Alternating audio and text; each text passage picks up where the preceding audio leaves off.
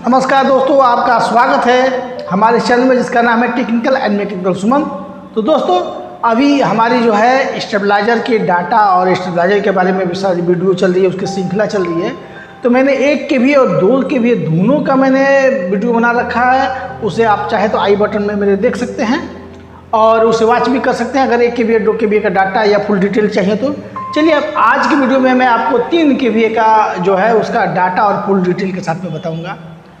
तो सबसे पहले चलते हैं हम अपने वीडियो की ओर। और वीडियो पे जाने से पहले एक चीज़ आपसे कहना चाहूँगा कि अगर आप नए हैं तो चैनल को सब्सक्राइब कर ले, वीडियो अच्छा लगे तो लाइक कीजिएगा, शेयर कीजिएगा और कुछ डाउट हो तो कमेंट जरूर कीजिएगा। तो सबसे पहले चलते हैं हम अपने डाटा की ओर। किसी भी ट्रांसफार्मर में मेन चीज़ होता है उसका ट्रांसफार्मर। किसी भी स्टेबलाइजर में मेन चीज़ ट्रांसफार्मर ही होता है, उसके बाद रिले वो सब अदर पार्ट्स हैं। तो चलिए हम अपने डाटा की ओर चलते हैं। तो आप 3 KVA की स्टेबलाइजर 7 नंबर 3 इंच में आसानी से बना सकते हैं। आप चाहे तो इसे आप 7 नंबर 3 इंच के बदले आप 7B में भी बना सकते हैं, 2.5 इंच में भी बना सकते हैं, लेकिन वो थोड़ी सी महंगी पड़ जाएगी, कॉस्टली पड़ जाएगी। और 7 जबकि अगर आप 7 नंबर बनाते हैं तो थोड़ी सी सस्ती पड़ेगी। अब चलते हैं इसकी जो कोर एरिया है उसको आप क्या चाहिए। तो 3 इंच में इसको आपको रिवाइंड करनी है। जी हाँ दोस्तों, 3 इंच में रिवाइंड करने से फ़ायदा ये होगा कि लगभग 7-3 के लोग कंफर्म 3 KVA मानते हैं, इसमें कोई डाउट नहीं है। कुछ लोग 2.5 इंच में भी बना देते हैं, लेकिन मैं रिकमेंड करूंगा कि आप 3 इंच में ही बनाइए। और जो गेज है उस गेज को आप क्या कीजिए, 16 नंबर कर दीजिए। देखिए, एक्चुअली तो 15 नंबर होनी चाहिए, लेकिन आप 16 नंबर कीजिए, क्योंकि अगर 15 नंबर से रिवाइंड कीजिएगा तो उसमें अटेगी नहीं। अगर थोड़ी सी भी वाइंडिंग में मिस्टेक होगी तो आपको दिक्कत होगा ही होगा। कभी क्या होगा कि आपकी ट्रांसफार्मर जो है फूल जाएगी, पिटते पिटते हालत ख़राब हो जाती है कभी कभी। इसलिए मैं सोल्यूशन दिया हूँ, 16 नंबर से आप रिवाइंड कीजिए, कोई दिक्कत नहीं, कोई टेंशन नहीं, फुल लोड लेगा। आजकल तो लोग 16 नंबर से 5 KVA रिवाइंड कर देते हैं, मैं तो आपको 3 KVA कर रहा हूँ। तो चलिए उसके डाटा की ओर चलते हैं। तो अगर आप 16 नंबर से रिवाइंड करते हैं और 3 इंच में, तो आपकी प्राइमरी यानी कि न्यूट्रल स्टार्ट कर दीजिए। और न्यूट्रल के बाद आपकी जो प्राइमरी होनी चाहिए 170 टन। जी हाँ दोस्तों, 170 टन। आप चाहते हो 160 में भी कर सकते हैं, लेकिन मैं 170 टन इसलिए कर रहा हूँ कि थोड़ी सी रेजिस्टेंस, थोड़ी सी वायर हल्की सी ज़्यादा लगेगी, लेकिन आपकी जो उसकी रेजिस्टेंस होगी बढ़िया होगी। और मान लीजिए कि 20 टन का अंतर पड़ेगा ही पड़ेगा आपके ट्रांसफार्मर पर। तो आपकी जो है 170 टन आपकी जो है प्राइमरी कर लेनी है। और प्राइमरी के बाद क्या करना है, उसके बाद दूसरी जो लूप है 248 टन। जी हाँ दोस्तों, 248 टन पर आपको उसको रिवाइंड कर लेनी है। आपको जीरो नहीं करना है, ना जीरो एकदम नहीं करना है, आपको सिर्फ 248 टन उसके बाद रिवाइंड करना है। उसके बाद जो तीसरी जो लूप निकलेगी, वो तीसरी लूप निकलेगी आपको 297 टन पर। जी हाँ दोस्तों, आपको 297 टन पे ही निकालनी है तीसरी लूप।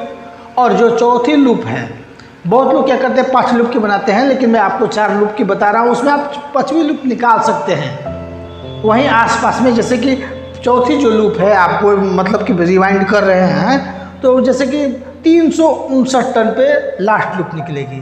आप चाहे तो 350 टन पे एक लूप निकाल सकते हैं, 5 लूप कर सकते हैं, लेकिन 359 टन पे आपको होगी लास्ट यानी कि अंत। अब क्या करना है, अगर आप चाहते हैं कि थोड़ी सी अच्छी क्वालिटी का हम बना दें, तो आप ऐसा कर सकते हैं कि प्राइमरी आप 16 से कीजिए, सेकेंडरी आप 15 से कर दीजिए।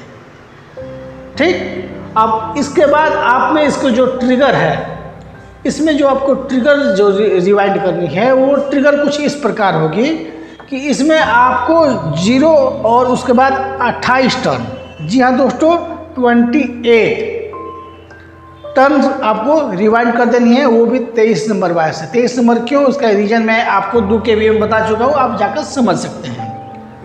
तो 2 KVA में मैं आपको बताऊँ कि 23 नंबर क्यों। अब उसके बाद ट्रिगर हो गई तो उसके लिए 24 वोल्ट हो गई। अगर आप चाहते हैं कि 12 वोल्ट का लूप निकाले, वैसे 12 वोल्ट का लूप का प्रयोग नहीं होता है, 12 वोल्ट रिले का प्रयोग नहीं होता है। अधिकांश हर जगह जाइएगा तो आपको 24 वोल्ट ही वोल्ट मिलेंगे, तो आप 24 वोल्ट का रिले का प्रयोग कर सकते हैं। इसमें अब सबसे बड़ी बात है कि किट जो लगानी है, बहुत सारी आती है किट, आप किसी भी किट का इस्तेमाल कर सकते हैं। ये डिजिटल किट बेस्ट है, यानी कि डिजिटल किट इसमें उपयोग किया गया है। तो आप डिजिटल किट कोई भी इस्तेमाल कर सकते हैं, यहाँ तक कि हाईटेक इत्यादि कोई भी, यानी इसमें आप चाहे तो फिर मैनुअल किट भी लगा सकते हैं। जैसे 4 पीस सेट की किट आती है, वो सस्ती होती है, उसमें 909 भी लगते हैं। उसमें फ़ायदा ये कि आपकी रिले की लाइफ ज़्यादा रहती है। कमी क्या है कि आपकी प्रीसेट ख़राब हो जाते हैं। और इसमें अब चलते हैं हम कनेक्शन की और रिले की ओर। दोस्तों इसमें आपको रिले आप चाहे तो 20 एम्पियर के जो रिले आती है उसका उपयोग कर सकते हैं। अगर आपको सस्ती देनी है तो 20 एम्पियर का रिले उपयोग कर सकते हैं, या उससे भी सस्ती देनी है तो चिप रिले वाली जो किट है, 40 एम्पियर की चिप रिले वाली जो किट आती है उसका प्रयोग कर सकते हैं। लेकिन अगर आपको बेहतरीन और अच्छी क्वालिटी का बनाना है तो आप जो जनरल मिनी रिले होते हैं उस मिनी रिले का प्रयोग कर सकते हैं, 25 एम्पियर के रिले का। मैं तो 25 एम्पियर मिनी रिले का ही उपयोग करता हूँ और वही प्रेफर करता हूँ। तो आप 25 एम्पियर मिनी का उपयोग कर सकते हैं। इसमें आपको 16 एम्पियर की एमसीबी डालनी है, जबकि मैंने आपको पिछले वीडियो में बताया था कि 2 kVA में भी आप 16 एम्पियर का डालिए, इसमें भी 16 एम्पियर का डालिए। उसमें क्या है दिक्कत दोस्तों कि जब वोल्टेज कम रहती है तो कोई बात नहीं, जब हाई आती है या झटके से आती है वोल्टेज तो एमसीबी ट्रिप कर जाते हैं 10 एम्पियर की ज़्यादा। उस ट्रिपिंग से बचाने के लिए मैंने आपको बताया था, लेकिन एक्चुअली 3 kVA में आपको 16 एम्पियर का जो है एमसीबी यूज करना चाहिए। रिले की बात है तो रिले कुछ इस प्रकार है, 4 रिले रहेंगी, यानी कि RL1, RL2, RL3, RL4। RL4 आपकी आउटपुट हो जाएगी इनों से, उसकी कॉमन सीधे आपके RL3 की जो रिले है, RL3 के रिले के दोनों कॉमन आपस में जुड़ जाएंगे। RL3 के NC पर आपको जो सबसे लास्ट वाली जो टेपिंग है, यानी कि 259 वाली टेपिंग है, उस पर चली जाएगी।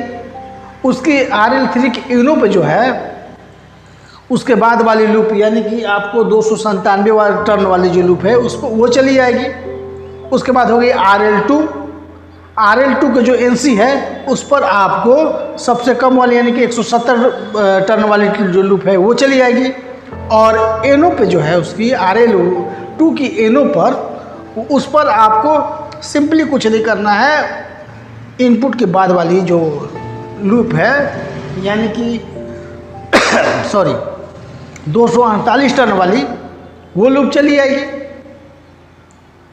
तो कुल मिलाकर ये आपकी 3 रिले हो गई, बाकी बची चौथी रिले, तो उसकी कॉमन में एमसीबी से इनपुट डायरेक्ट चली आएगी। और इनपुट पर जब रिले आ गई तो बची उसके पास 2 लूप, 2 पॉइंट एनसी और एनओ। एनसी पर क्या किया जाएगा, सीधे एनसी का जो है वो RL2 के सीधे कॉमन पे जुड़ जाएगी, यानी कि अगर इनपुट के एनसी पर डायरेक्ट लेन दिया जाए तो एनसी के माध्यम से RL2 के सीधे एनसी पर जाएगी, कॉमन के माध्यम से एनसी पर जाएगी और एनसी पे आपको रहेगा 170 टन वाली लूप पर। तो ये हो गई एनसी की। और एनो है तो एनो सीधे यहाँ से जाकर सीधे लास्ट वाली लूप यानी कि 200 वोल्ट वाली जो लूप है उस पर चली जाएगी, यानी कि 359 टन वाली लूप पर चली जाएगी। और करना क्या है, सेटिंग सिंपल है इसकी।